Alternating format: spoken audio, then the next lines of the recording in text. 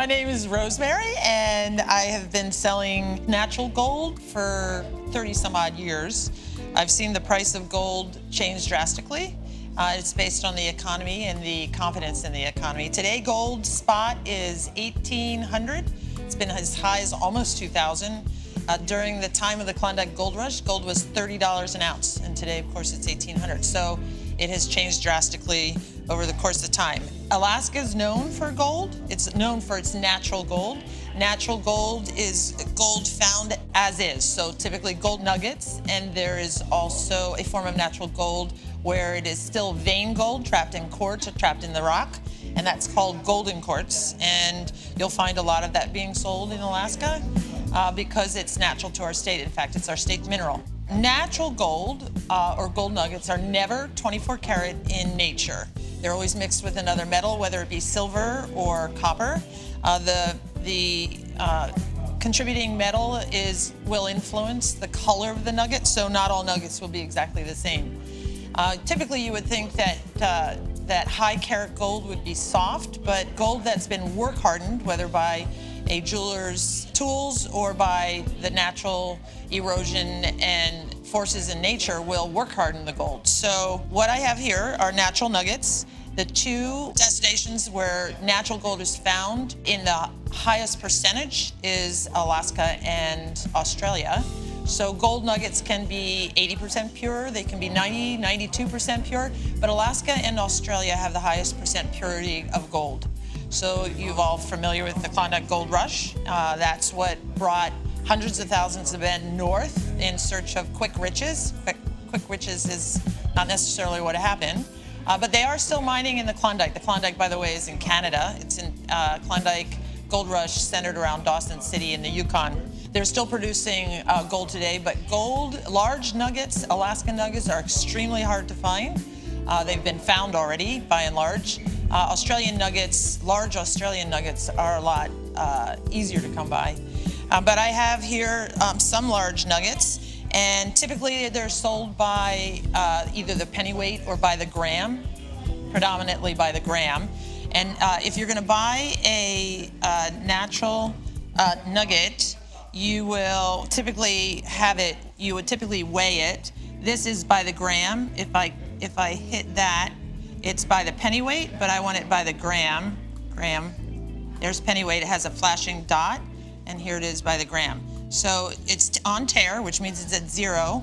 I'll put that nugget on there, and it's 38.5 grams. There are 30.1 grams in a troy ounce. And typically what most folks will do with gold is take a look at the spot price of gold and then divide by 31.1, you come up with your gram price. But nuggets, natural nuggets, will never sell at that because they are premium. Gold nuggets are more like a Tahitian South Sea pearl, which is natural.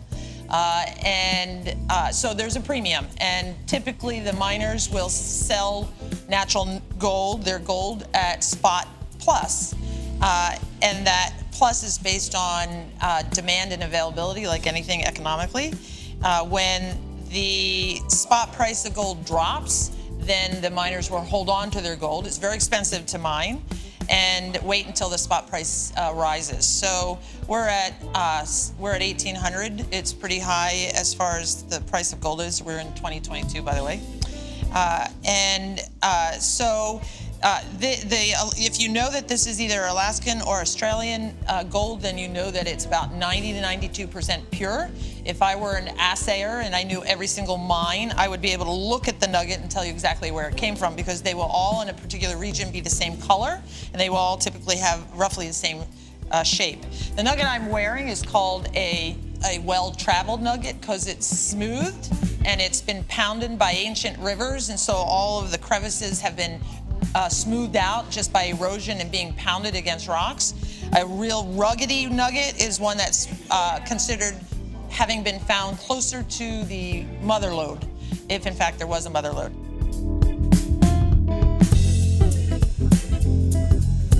Gold was formed millions of years ago, and when it was molten, it was forced by hydrothermal pressure into rock, and that's called gold-bearing rock or gold ore. There's typically an ounce of gold for every ton of rock, but also, and very rare, is golden quartz was deposited geologically in white quartz. And we sell a lot of that here in Alaska. It's called golden quartz. And here's an example of golden quartz. The white quartz and the gold veining is natural. It's found typically 3,000 feet below the surface of the earth. It was never exposed to erosion or glaciation, and so the gold remained trapped in the rock. But it's gem quality because it's heavily veined and is quite beautiful, very difficult to come by. Large mining operations don't care to differentiate between golden quartz rough because they're in the business of just mass producing and mining and crushing. But in small, typically family-owned operations, they take care to separate the gold quartz, and then the rough is typically slabbed. When you have a gold rough, you cannot, like a diamond, you don't know what the veining looks like. You typically will weigh the rock and determine how much gold is in there compared to the quartz. But once you cut into it, you see what the veining pattern is. You want dispersed veining pattern. You don't want a big clump of gold in the center and nothing else. So there's always a risk when buying the rough. Today, there are, as with anything that's popular, man-made versions of everything. There's man-made nuggets, whereby if you drop hot wax into cold water, it'll shrivel up and you can make a mold of that and pretend or try to sell that as a gold nugget. So you really want to be able to trust the vendor. There's also man-made gold quartz. It's called glacier gold. It's a cube of white quartz that's been cracked and then infused with gold under pressure.